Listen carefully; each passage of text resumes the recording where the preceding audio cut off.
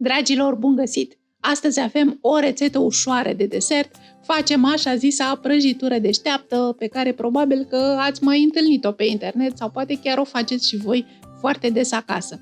E o prăjitură atât de ușor de făcut și e deșteaptă pentru că știe singură ce trebuie să facă acolo în cuptor. Practic, noi facem o compoziție aproape lichidă pe care o turnăm în tavă, iar în cuptor ingredientele cu densitate diferită se separă în 3 straturi. Haideți să vă arăt rețeta mea pe care eu o fac cel mai des sub formă de tort sau tartă și pe care o ornez cu puțină frișcă și îi dau așa un aer mai festiv, astfel încât pot să o servesc atât în familie, dar și atunci când, să zicem, am musafiri.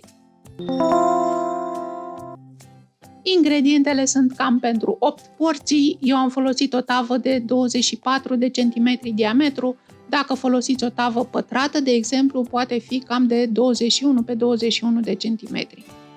Dacă folosiți o tavă mai mică, veți avea o prăjitură mai înaltă. Ingredientele sunt și la descrierea videoclipului. Avem nevoie ca laptele la rețeta aceasta să fie măcar la temperatura camerei sau chiar ușor călduț. Dacă nu este, băgați-l pentru 1 minut în cuptorul cu microunde. Untul trebuie topit și răcit. Eu îl tai cu bulețe și îl pun la topit la bain-marie. În felul acesta se topește ușor, frumos, nu-și modifică culoarea. După ce îl topim, îl lăsăm să se răcească. Între timp separăm cele 4 ouă, albușurile într-o parte, gălbenușurile în altă parte. Vom lucra cu ele separat. Punem gălbenușurile într-un castron și peste ele punem zahărul și le mixăm la viteză mare până când se deschid foarte mult la culoare și își măresc un pic volumul. Obținem, iată, o cremă de gălbenușuri. Oprim mixerul, punem aici vanilia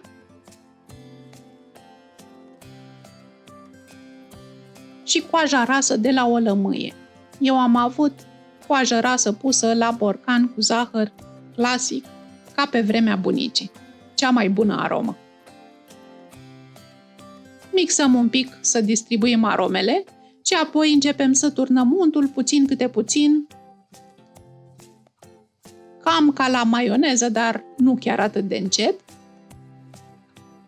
Ideea este să lăsăm timp untului să se încorporeze în crema de gălbenușuri.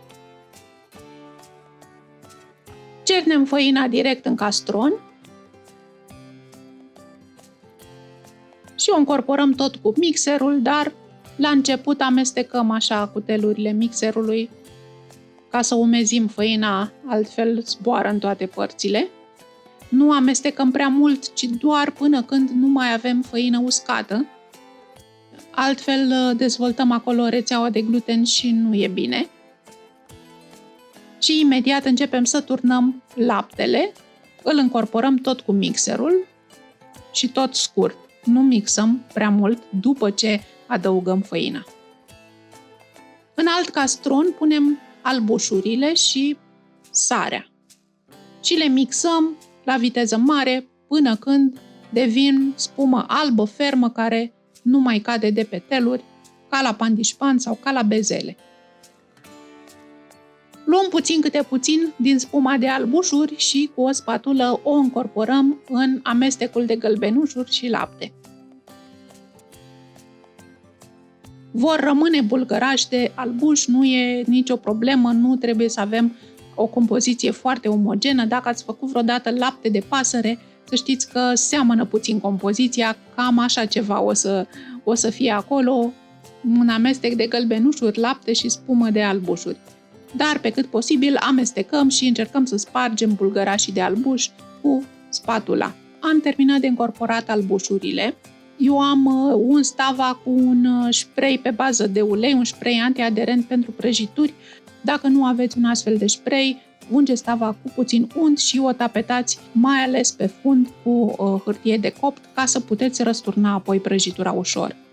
Turnăm aici compoziția, care vedeți că e destul de lichidă, mai lichidă decât compoziția de la clătite, de exemplu. Și dăm tava la cuptor. Prăjitura trebuie să se închege lent acolo în cuptor, trebuie să-i lăsăm timp să-și separe straturile, așa că vom folosi o temperatură mică de 160 de grade și coagem prăjitura fără să deschidem ușa cuptorului pentru 45-50 de minute. Prăjitura se va desprinde de pereții formei, va fi ușor moale, stingeți cuptorul, lăsați ușa cuptorului deschisă și lăsați prăjitura să se răcorească puțin în cuptor, cam jumătate de oră. Nu prea îi plac variațiile bruște de temperatură, de aceea o luăm cu binișorul. Am lăsat-o să se răcească în cuptor, apoi o lăsăm să se răcească complet pe blatul de lucru. O acoperim cu folie alimentară sau cu un capac și o băgăm la frigider pentru cel puțin 3-4 ore, dar de preferat ar fi să o faceți de seara pentru a doua zi. A doua zi, prăjitura are cu totul altă ținută, este foarte fermă, s-a întărit, nu mai este atât de pretențioasă la atingere. Cu o spatulă o desprindem de jur împrejur de pereții formei și o răsturnăm de 2 ori ca să ajungă cu fața în sus, adică am răsturnat-o odată pe capac, uitați cum arată pe fundul tăvii, pun deasupra un platou și o mai răstorn încă o dată și astfel prăjitura a ajuns cu fața în sus.